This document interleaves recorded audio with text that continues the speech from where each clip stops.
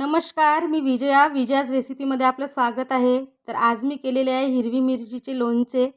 हिवाळ्याचे दिवस आहे, छान ताज्या ताज्या फ्रेश आणि एकदम चवदार अशा मिरच्या आता मार्केटमध्ये आलेल्या आहे। हाच तो सीझन आहे की सगळे आपण साठवणीचे पदार्थ करून ठेवू शकतो।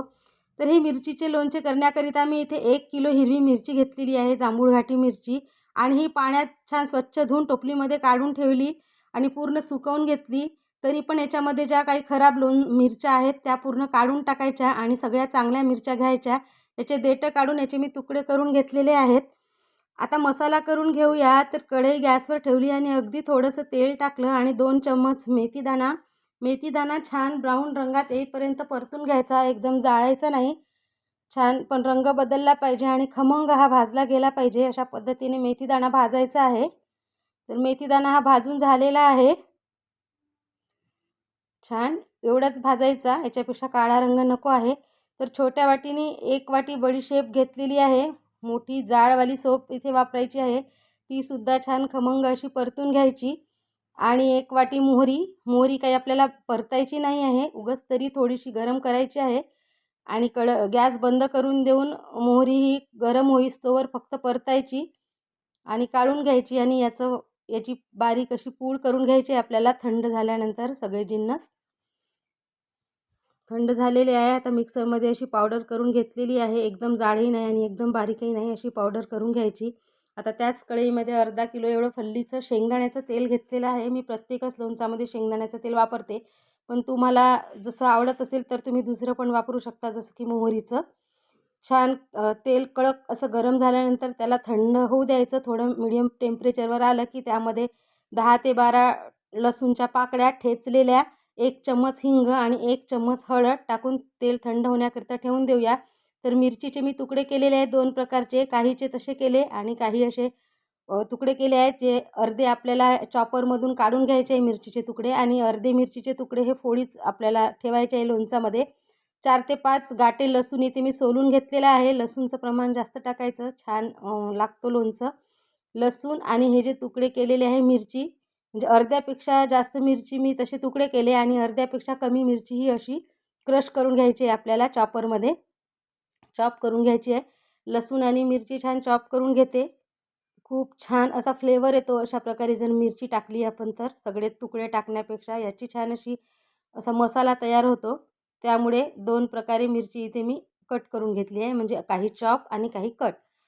तर छान बारीक असं क्रश करून लसूण आणि मिरची काढून घेतली भांड्यामध्ये। परत संपूर्ण मिरची ही आपल्याला चॉपरने चॉप करून घ्यायची आहे आणि एका भांड्यामध्ये काढून घ्यायची आहे। संपूर्ण मिरची ही करून घेतली मी चॉपरनी, छान अशा प्रकारे पाहू शकता। आता जे तुकडे जी केलेली आहे मी एका मिरचीचे 4 तुकडे, ते सुद्धा त्यामध्ये टाकून घेऊया आणि संपूर्ण मिरच्या ह्या लसूण आणि मिरची पूर्ण छान मिक्स करून घ्यायची, एकजीव करून घ्यायची। खूप छान हे लोणचं लागतं, अजिबात तिखट लागत नाही। आणि जे मसाला आपण जो बारीक केला पूड मेथी, मोहरी आणि सोपची, ते सुद्धा यामध्ये टाकून घ्यायचं। इथे रंग येण्यासाठी काश्मीरी लाल पावडर म्हणजे मिरची पावडर तुम्ही टाकू शकता, पण मला असा पिवळा हिरवाच रंग आवडतो, त्यामुळे मी इथे काही मिरची पावडर वापरली नाही आहे। आणि मीठ चवीप्रमाणे मी इथे 2 चम्मच ह्याच मोठ्या चमच्यानी, वाटीनी म्हणाल तर 1 वाटी एवढं मीठ इथे घातलेलं आहे। मिठाचं प्रमाण कमी जास्त पाहून आपण घालू शकतो, परत थोडं टेस्ट केल्यानंतर मीठ जर कमी वाटलं तर टाकायचं। मीठ, मसाले आणि मिरची छान मिक्स झाली। इथे 10 लिंबाचा मी रस काढून घेतलेला आहे, असं गाळणीने गाळून रस याच्यामध्ये टाकून घेतला। गाळणीने गाळला की बिया ह्या वरतीच राहतात, निघून जातात, म्हणून मी गाळून घेतलेला आहे। 10 लिंबाचा रस इथे टाकून संपूर्ण मिक्स करून घ्यायचं। इथे 4 क्यूब्स गुळाचे इथे टाकलेले आहे मी, हे क्यूबच टाकले, मी फोडले नाही, कारण विरघळून जातात थोड्या वेळातच। छान असा फ्लेवर आणि छान असा टेस्ट येतो गुळामुळे लोणचाला, आणि मिरची पण एकदम नरम पडत नाही। आणि गरम करून जे थंड केलं आपण तेल, ते पूर्ण घालून घ्यायचं। इथे थंड करायला ठेवलं तेव्हा हिंग आणि हळद ही तळाला जाऊन बसली कढईमध्ये, तर ते सुद्धा संपूर्ण छान कढईचं काढून टाकून द्यायचं. हिंगाची महत्त्वाची भूमिका असते लोणचामध्ये. हिंगामुळे चव छान येतो आणि लोणचं पण टिकण्यास मदत होते. तर तयार झालेलं आहे लोणचं छानपैकी. याला झाकून ठेवून देऊया. 1-2 दिवस असं पातेल्यामध्ये ठेवायचं आणि मधनं मधनं हे मिक्स करत जायचं आणि नंतरच भरणीमध्ये भरायचं. मला थोडी घाई होती, त्यामुळे मी संध्याकाळीच मला दुसऱ्या गावाला जायचं होतं, म्हणून हे मिरचीचं लोणचं मी भरणीमध्ये भरून घेते. पण 4 दिवस पातेल्यात राहू द्यायचं.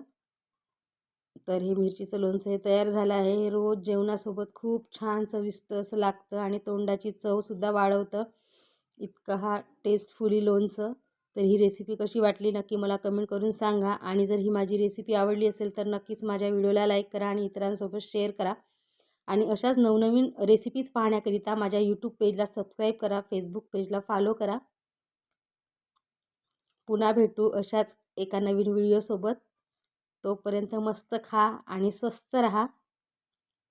पाहू शकता किती छान असं टेक्स्चर आलेलं आहे लोणचाला. जे आपण क्रश करून मिरच्या टाकल्या त्याची अशी ग्रेव्ही तयार झालेली आहे. लसूण, मिरची, निंबू एकदम असं खूप छान चविष्ट असं हे लोणचं होतं. तुम्ही भाजी नसली तरी पोळीसोबत, भातासोबत हे लोणचं खाऊ शकता. Bye bye.